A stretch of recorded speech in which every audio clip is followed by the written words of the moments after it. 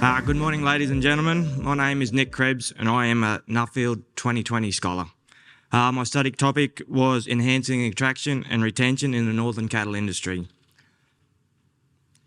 I'd first likely to take this opportunity to thank my sponsor, Meat Livestock Australia, as well as also thanking Nuffield Australia, Jody and all her crew who did such a fantastic job on keeping the fire burning during some difficult stages.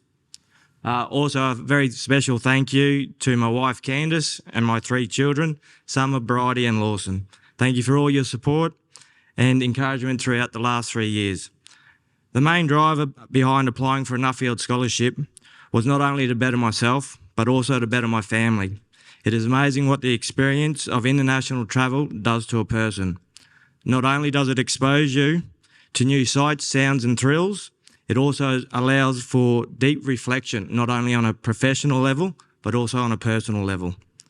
You soon realise what is important to you when you're 1,000 miles from home in a foreign country that doesn't speak English. It did this for me. I took this Nuffield opportunity to study my topic, enhancing the attraction and retention in the northern cattle industry, after spending 20 years involved in one way or another within the industry. Within the industry, predominantly across the Northern Territory and Queensland.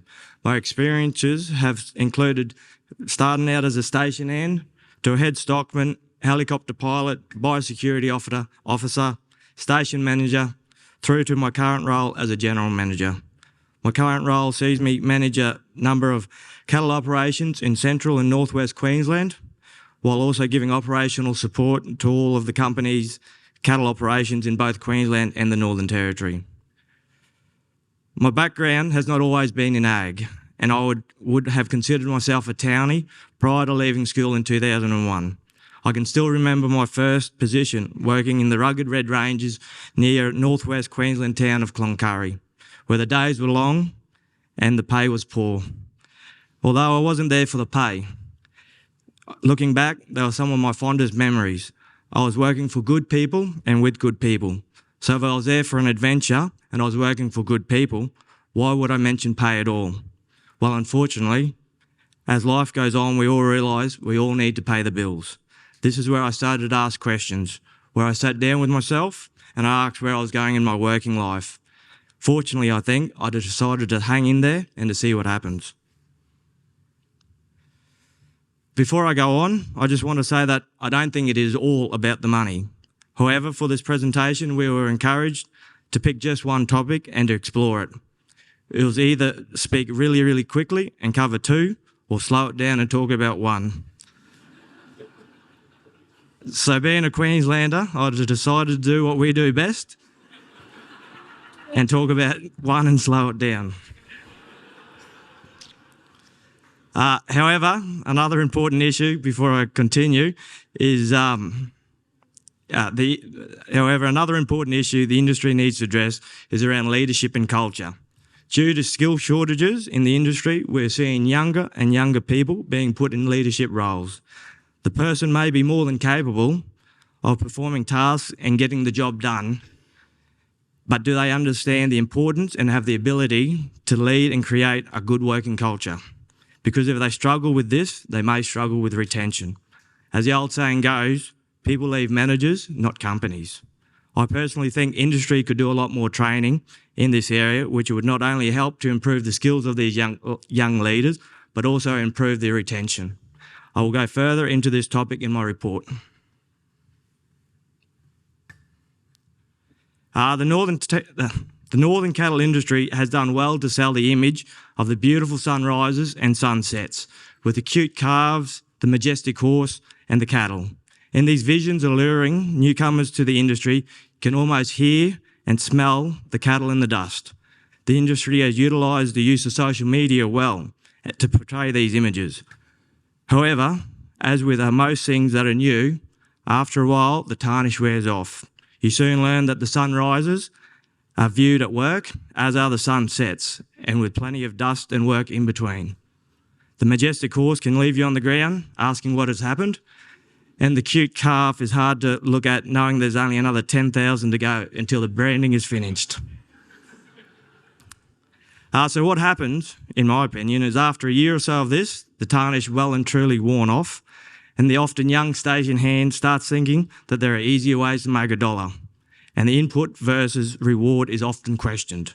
And sure enough, off to university or back somewhere where the days may not seem as long or as hard, and they are quickly replaced with another young, eager applicant looking for an adventure and a new sunrise pic to add to the social media account, and the cycle repeats.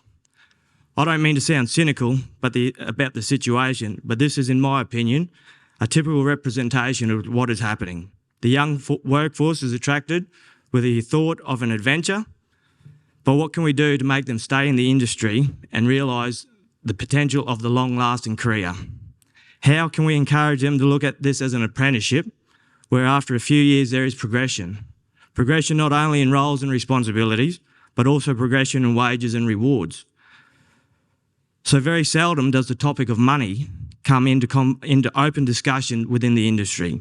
You only have to look at recruitment sites that are often used by members of the northern industry, like Seek or Beef Central's Ag Job Central, that you realise that it's very, very rare for an advertised position to have an indicated potential of remuneration.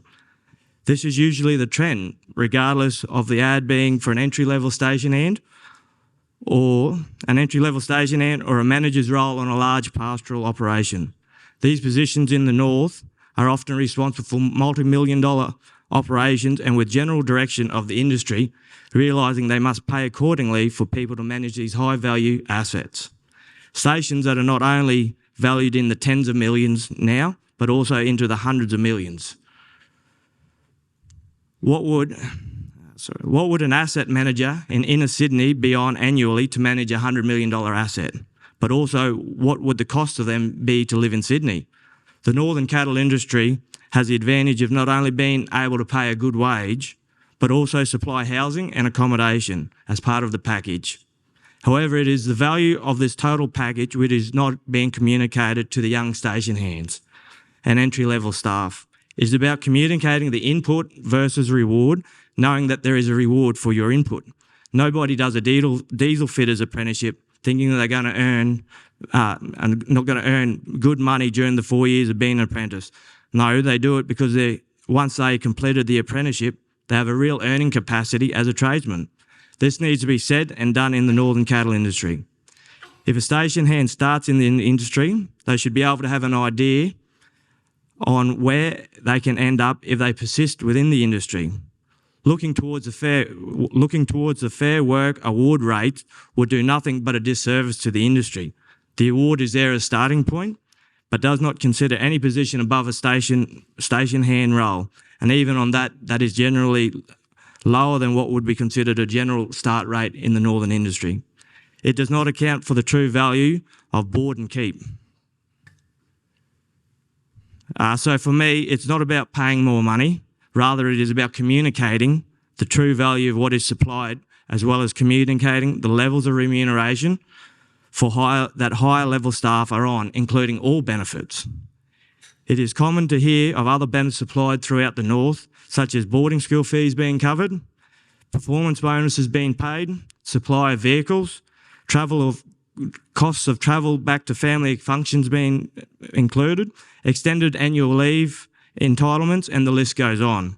However, for the run-of-the-mill station hand, who may only be in the industry for a short period of time, this information may be unknown to them because we simply do not talk about money. People need to know the end game if they are to persist within the industry. I realise that not all stations in the north are owned by large corporates with multiple operations, and I understand that there are plenty of operations struggling to compete on the wages front for good staff. There are definite advantages that some of these operations can leverage against the corporates. While travelling in the US, I was surprised to hear and learn how low in comparison the wages were. I was lucky enough, though, to interview a couple of these operators and found that although they may not have been paying top money, They were definitely utilising other means which contributed to an overall better outcome to the employee. On 2 of these operations, I saw the hired hands have the ability to run more horses than you would expect to see anywhere else.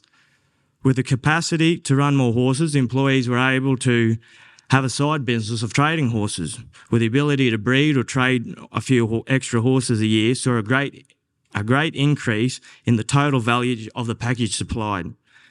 And all it took was a few acres and an understanding of the situation. There was no more capital required or wages paid, but simply a use of an additional area.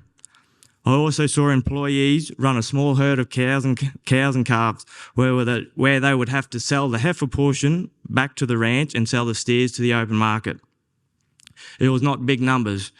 It was maybe 10 to 20 cows at most, but selling a few weaners each year made up the shortfall in wages. It also gave the ranch hand a feel of buying into the operation. But what could be done to retain, so maybe money is stretched and increasing the wages is not possible. But what could be done to retain a good staff member with what you already have?